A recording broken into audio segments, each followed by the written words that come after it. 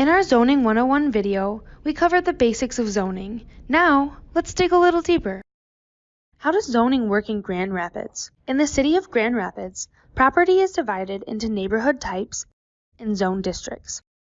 The main zone districts in Grand Rapids are residential and mixed-use commercial, as well as a few special districts. The neighborhood classifications are traditional neighborhood, mid-20th century neighborhood, and modern neighborhood. A neighborhood classification is based on neighborhood characteristics and reflect when the area was originally developed.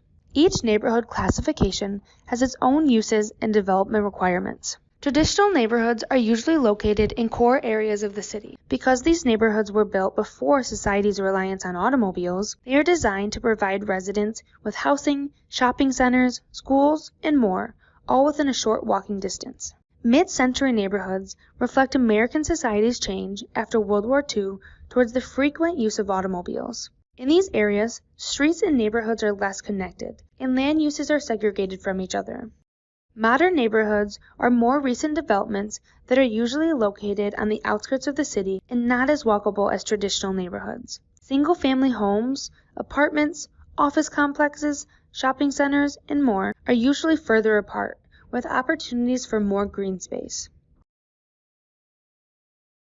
Now, let's review zone districts. In residential zone districts, the primary use is residential, but there are other uses permitted with special approval from the Planning Commission, such as institutional uses like schools or churches. Mixed-use commercial districts include both commercial and residential uses. In these areas, the goal is to preserve and build upon what is already existing to create spaces with many uses. There are unique areas in the city where it is not practical to use strict residential or commercial zones. Because of this, there are special districts. Special districts are similar to traditional zones, but with more specific details based on the particular neighborhood or area. For example, a zone with a university or airport. We use neighborhood types in conjunction with zone districts to ensure new development is compatible with existing development in the neighborhood. That's why the same zone district, for example, low-density residential, will look different depending on the neighborhood type. Because neighborhood classifications are different than zone districts, the zoning in Grand Rapids has two components separated by a dash. So take, for example, TN-LDR. The neighborhood classification is traditional neighborhood, and the zone district is low-density residential.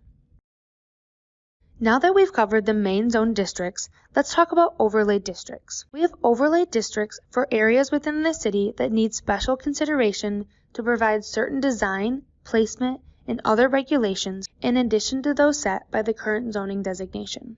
For overlay districts, a property would have both a regular zoning designation, such as traditional neighborhood city center, but it might also be in an overlay district. For example, in downtown, we have several height overlay districts.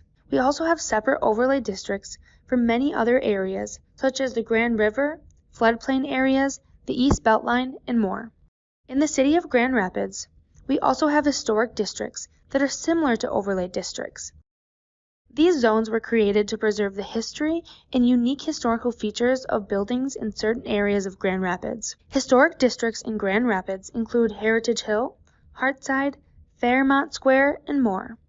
In these districts, any exterior work being done must receive approval from the Historic Preservation Commission before a permit can be issued. Want to learn more about zoning in Grand Rapids? Check out our website at grandrapidsmi.gov/zoning-ordinance.